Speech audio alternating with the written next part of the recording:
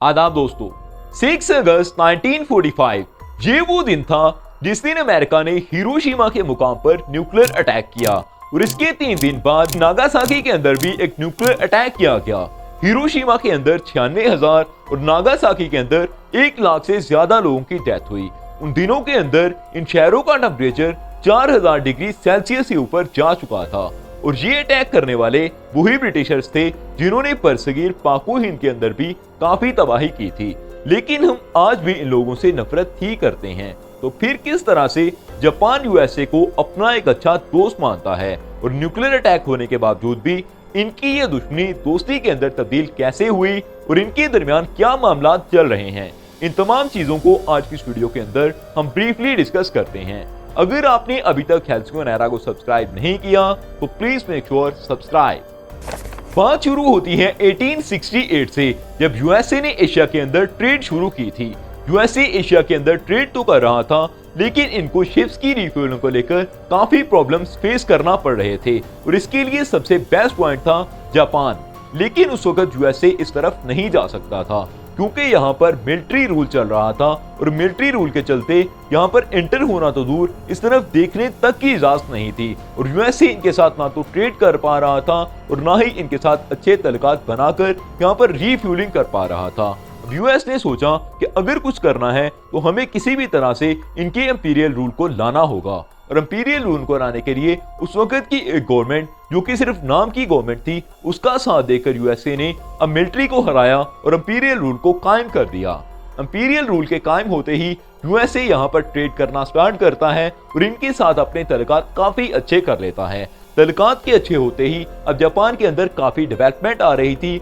और दिन ब दिन जापान तरक्की कर रहा था। इनकी दोस्ती अब मजबूत हो चुकी थी और 1918 का वक्त आ जाता है जब वर्ल्ड वॉर 1 के अंदर ये दोनों कंट्रीज एक साथ जर्मनी के खिलाफ लड़ते हैं। जर्मनी के खिलाफ लड़ते हुए ये जंग जीत जाते हैं, जिसकी वजह से अब इनको हिस्से तकसीम करने थे। जब हिस्सों की तकसीम हुई तो जापान के हिस्से में एशियन रीजन का हिस्सा आया और एशियन रीजन का हिस्सा लेते ही ये ग्रेटर एशिया बनने का ख्वाब देखने लगे। ग्रेटर एशिया बनने का ख्वाब इनके लिए एक बुरी हकीकत साबित होने वाला था। इस चीज से ये काफी अनजान थे। दूसरी तरफ यूएसए जो कि इनका भरपूर साथ दे रहा था और अपना भी फायदा ले रहा था, वो भी इस चीज से अनजान था कि जापान उनका कितना बड़ा दुश्मन बनने वाला है, क्योंकि शुरुआत पहले जापान ने ही की थी। जापान अब ग्रेटर एशिया बनने का ख्वाब देखते ही कुछ ऐसे काम करना शुरू कर देता है जो कि यूएसए और दूसरे कंट्रीज के लिए एक्सेप्टेबल नहीं थे। अब वो लोग इनको मना करते हैं कि तुम जंग के अंदर आकर और मुख्तलिफ चीजें करके जो कि सूटेबल नहीं है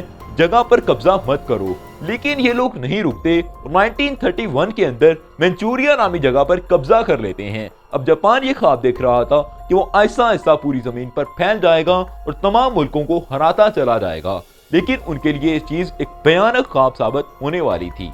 हद तो उस वक्त हुई जब जापान ने इंडो चाइना पर कब्जा किया, क्योंकि इंडो चाइना फ्रांस की एक टेरिटरी था और यूएस को यह बात बिल्कुल भी हजम नहीं हो रही थी। इन्होंने कहा कि तुम्हें फौरी तौर पर इंडो चाइना को छोड़ देना चाहिए, वरना हम तुम्हारी ट्रेड बंद कर देंगे। और इन्होंने चंद दिनों के बाद ऐसा ही किया। तमाम एक्सपोर्ट्स पर पाबंदी लगा दी और जिसकी वजह से जापान की पूरी इंडस्ट्री पर ताले लग गए और इनकी इंडस्ट्रीज बंद होने की वजह से इनका काफी नुकसान हो रहा था। और वर्ल्ड वॉर 2 भी चल रही थी और वर्ल्ड वॉर 2 के चलते हुए 1941 के अंदर अमेरिका ने अपनी पूरी तैयारी की हुई थी कि अगर जरूरत पड़ी तो वर्ल्ड वॉर 2 के अंदर बाकायदा तौर पर इंटर हो जाएंगे। लेकिन याद रहे कि 1941 तक अभी अमेरिका बाकायदा तौर पर इस जंग के अंदर इन्वॉल्व नहीं हुआ था। दूसरी तरफ इनकी तैयारी को देखते हुए जापान को ये लगा कि ये तैयारी इनके खिलाफ की जा रही है, जिसकी वजह से जापान के उस वक्त के लीडर हिरोहितो ने अपनी आर्मी को ये ऑर्डर जारी किया कि आप लोग अमेरिका पर अटैक कर दें।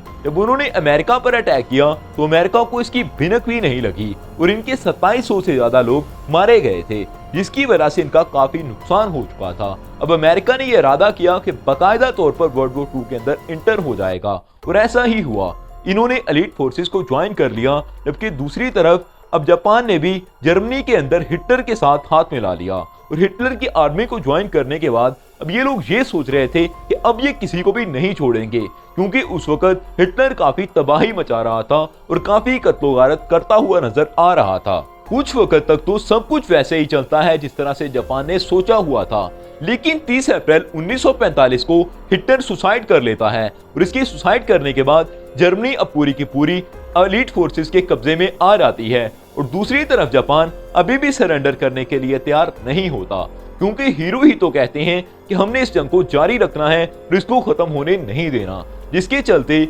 अमेरिका को इस चीज का खदशा हो जाता है कि अगर 3 सालों तक ये जंग जारी रही तो अगले 3 सालों के अंदर अमेरिका के 30 लाख लोग मारे जाएंगे और दूसरी तरफ जापान के अंदर यही फिगर 1 करोड़ को भी क्रॉस कर जाएगा, जिसकी वजह से हिरोहितो का नुकसान नहीं होगा लेकिन दोनों मुल्कों का काफी नुकसान हो जाएगा। हिरोहितो की हठधर्मी को देखते हुए अब वो इस चीज का ऑर्डर जारी करते हैं कि अगर जापान ने इस जंग को नहीं रोका तो इनके ऊपर न्यूक्लियर अटैक कर दिया जाएगा। इस बात को सुनकर हिरोहितो के कान पर जूं तक नहीं रेंगती और उन पर इस बात का कोई असर नहीं पड़ता। वो कहते हैं कि हमें किसी चीज से कोई लेना देना नहीं, आपने जो करना है करें, हम जंग को रोकने वाले नहीं हैं। जिसकी वजह से 6 अगस्त को अटैक किया जाता है हिरोशिमा के मुकाम पर। जब 96,000 लोग मारे भी जाते हैं फिर भी हिरोहितो इस जंग को नहीं रोकता और यही कहता है कि हमें किसी भी हाल में इस जंग को जारी रखना है। लेकिन जब नागासाकी के मुकाम पर अटैक किया गया तो उसके बाद हिरोहितो ने सरेंडर कर दिया और अब वो टाइम आ चुका है जिसके बारे में मैं बात कर रहा था कि इनकी दुश्मनी वापस से दोस्ती के अंदर कैसे बदली। अब बनता तो ये था कि यूएसए ने इनके ऊपर कब्जा कर लिया था और इनके ऊपर अपना राज करते, इनके लोगों को गुलाम बनाकर रखते, लेकिन उन्होंने ऐसा नहीं किया। इनको इंपीरियल रूल से निकालकर डेमोक्रेटिक रूल के अंदर ले आए और उसी वक्त के लीडर हिरोहितो को ही यहाँ का डेमोक्रेटिक लीडर बना दिया। इन पर अगर किसी चीज पर सैंक्शन लगी थी तो वो इनकी आर्मी थी कि जापान अपनी आर्मी नहीं बना सकता और अपनी पावर के अंदर नहीं आ सकता, लेकिन डेमोक्रेटिक रूल रखेगा और अपनी ट्रेड को भी कर सकता है। और इनकी सबसे ज्यादा मदद ट्रेड के अंदर यूएसए ने ही की थी, यानी वही कंट्री जिसके खिलाफ ये जंग लड़ रहे थे उन्होंने ही इनकी भारी मदद की और मदद की वजह से यहाँ पर डेवलपमेंट आना स्टार्ट हो गई और आने वाले चंद सालों के अंदर ही जापान वापस से अपने कदमों पर खड़ा हो चुका था। वहाँ के लोगों के जहन में एक बात जाग चुकी थी कि जो कुछ भी हुआ उसके अंदर सारी गलती हिरोहितो और मिलिट्री की थी। इन लोगों का कोई भी कसूर नहीं था